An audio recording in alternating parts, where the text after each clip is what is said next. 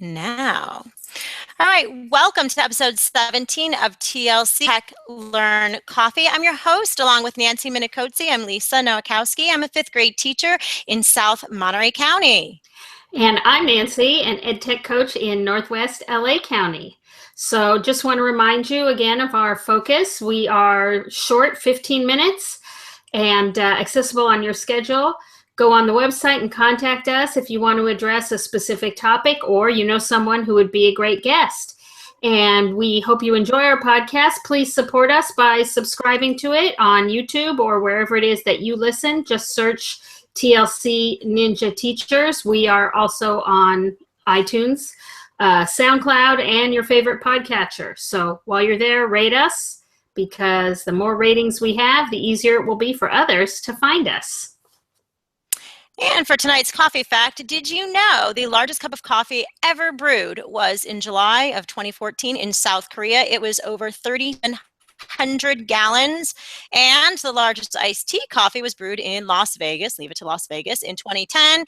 And it was 1,500 gallons, ice not included on that one. All right, so tonight, without further ado, we have our guest, Pam Hernandez, and she will be talking to us about Future Ready School and District. Pam, tell us a little bit about yourself, who you are, what you do, things like that. Okay, well, Lisa, I've had the pleasure of knowing you for a long time. We used to be colleagues in Kings City when I still had the pleasure and the honor of teaching, which was just fantastic, and working with you and all of our team while we were there. So since that time, I was able to do some work with the San Luis Obispo County Office of Education to get started in administration, and I'm now the superintendent principal of the San Antonio Union School District, which is also located in southern Monterey County. Even further south than me. Yes. Yeah, sitting right on the cusp between counties of Monterey and San Luis Obispo. And, I still get to do some work with you and a lot of our colleagues with SLO Q, San Luis Obispo Q. And I do some work with AXA, both regionally and at the local level. And some work with Q in terms of the Administrator Learning Network as well.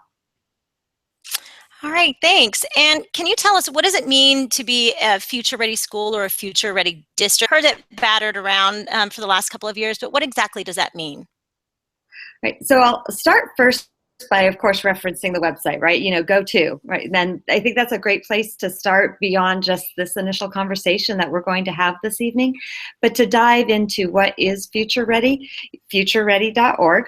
Of course, and where you can take a look at what does this mean in terms of there's a superintendent's pledge that the superintendent can sign on part of the district that indicates that we're committed to being a future-ready school, a future-ready district, and that's the mindset that we're taking into this. And that, of course, is the easy part, is signing that pledge and making that commitment. The harder work comes in taking a look at the assessment, and you can take a look at the dashboard, which you can link to from futureready.org, and then diving into the gears on the framework. And there's a fabulous set of gears, 7 gears, that take a look at some different areas that have often been looked at in isolation, and we see how we kind of have that silo work that sometimes happens in our field. But with the gears, the idea is that we take a look at each of these really important areas to drive the vision and the focus forward.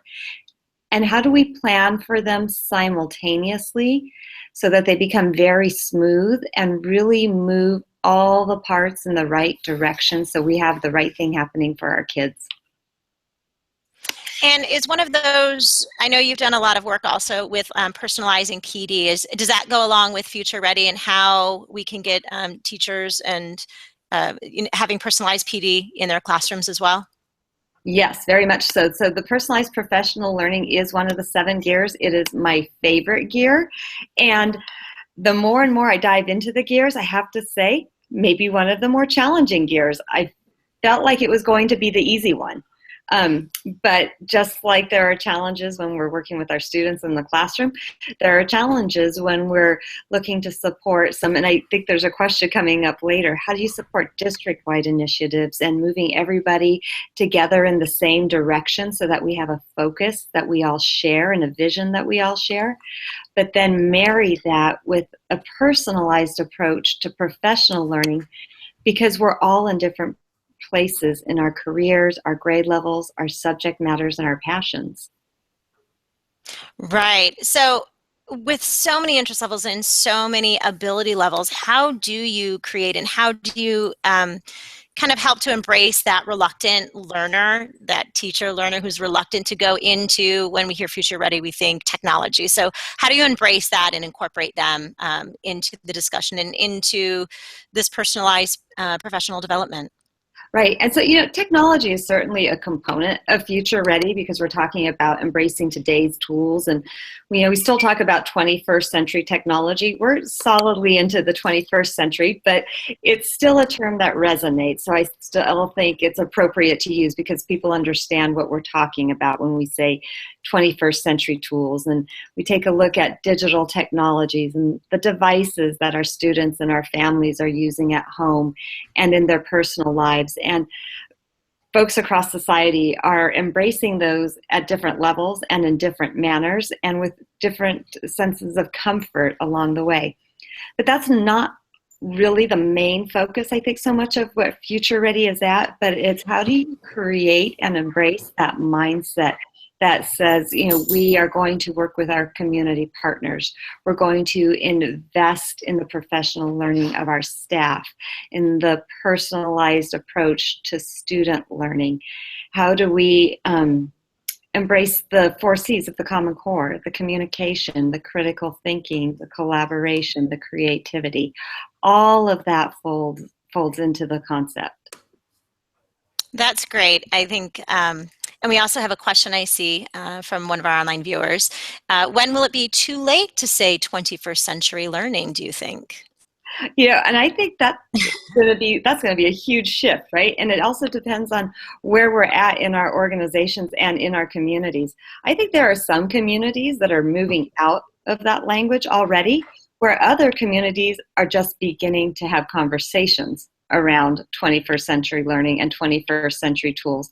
And where are we as an educational system in moving away from it? It's going to be a while. I think that's a term that falls on the bell curve, like much of our learning does in terms of early adopters. And as we get down, and we have some of the laggards that are starting to jump on board, but it's still part of the learning process to understand what exactly this means. Great answer.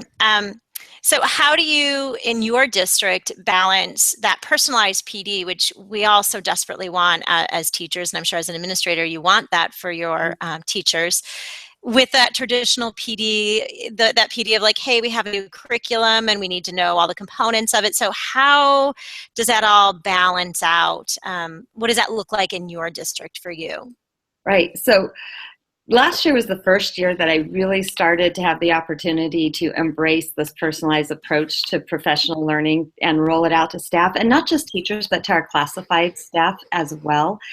And we started with a survey, and because we're smaller and we don't have some of the tools that you might find in a really large district where there might be some more capacity, we chose to keep it simple and went with a Google form that allowed teachers to indicate, so here's where I'm at in my career. My interest level is, first grade science. That's where I really want to grow. Or my interest is in becoming a connected educator. I want to learn more about the use of Twitter and Voxer, and how to grow my professional learning network and inspire myself as a learner, as an adult learner. So people were all over the place in terms of that, obviously, right? Different places in their careers.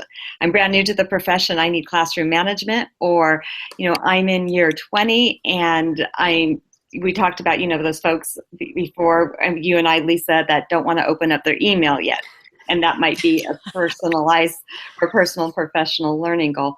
So that's a great place to start addressing those. We follow up the form with those personal conversations then, where there's also a section that addresses, so how can the district support you in terms of resources or time, and you as the teacher, as an educator or classified personnel, share with me, what do you think would work? Okay. Now I will say there are moments where I have done a pretty good job with this, and there are moments where I've done an absolutely terrible job with this. Because from our, from that administrator perspective, we're learning too. And we're figuring this out as we're moving it forward. And I would say last year we hit some momentum mid-year where we really shifted towards that personalized approach. And this year, as we took on our district initiatives again, and we shifted from Teach Like a Pirate last year to the student-centered classroom as our overall goal for all of our teachers and our staff to understand, with the work of Learn Like a Pirate. But I felt myself falling back into more of a traditional approach with our staff. And I think, there's some safety in there. And there's also some sense of the accountability piece. It takes a lot of trust to let go of that traditional approach to professional development. And I watched some teachers and some classified staff just take off with it and run with it.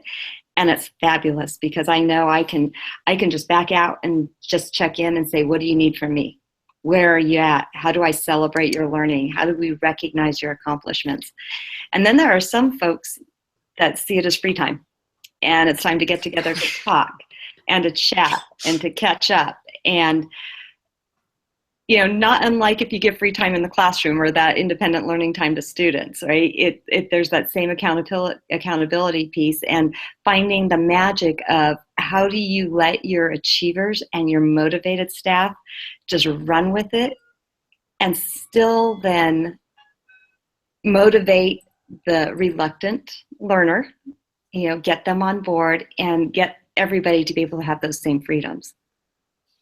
And what did you find worked? Have you found it, or maybe you haven't found it quite yet, because you said you just started it last year, and you're continuing this year. So what has worked for you to the self-motivated learner? They're going to learn, but those ones who are seeing it as free time and catch-up time, how are you for it? Have you found anything that has worked yet?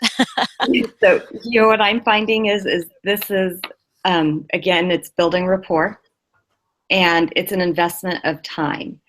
And I think that's going to be one of the greatest challenges to administrators in rolling out the personalized professional development program, because you need to have that time where you can go in, not just to hold somebody accountable, but to sit down and to get to know them and build that relationship of trust and to understand why are they reluctant.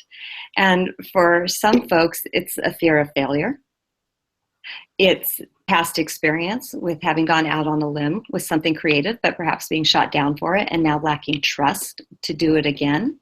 And for other folks, just that buy-in and that passion isn't there right now. And it's hard to find a way to reignite that in someone, depending on where they are at in their career.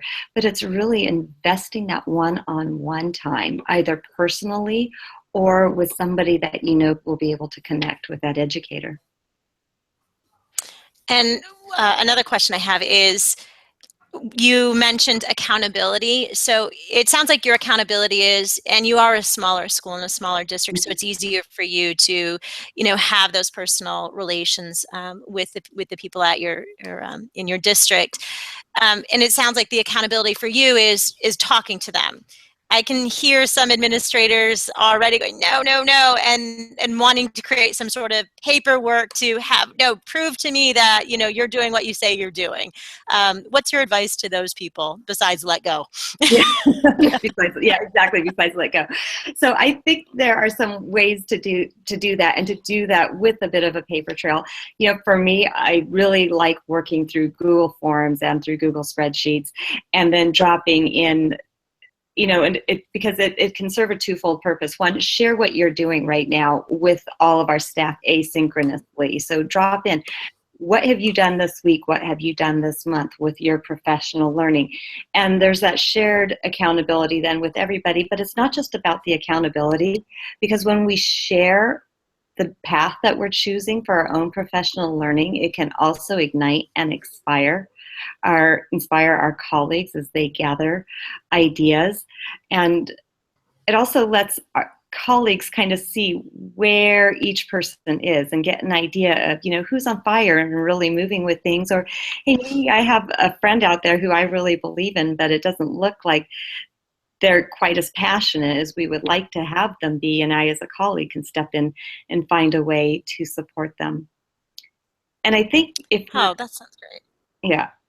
Thank you. And I think, for a larger school district, you just take a look at, how do I think small in terms of creating smaller environments? And that may be then, there's a superintendent that embraces this type of approach with his or her leadership team at the district level.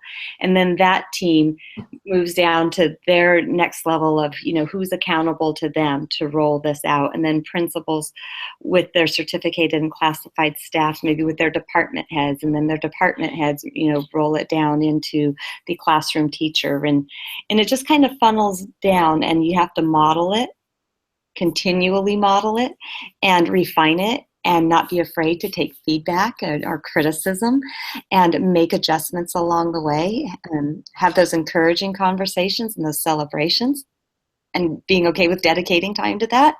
And then also not being afraid of the hard conversations when people aren't living up to the expectation. Well, Pam, 15 minutes goes by quickly. Oh, wow, You're clearly passionate about this, right? So we have about 1 minute if you want to wrap it all up and have anything else to add. So 1 minute, go. I just would encourage everybody to take a look at the futureready.org website, because we are seeing that term thrown out a lot.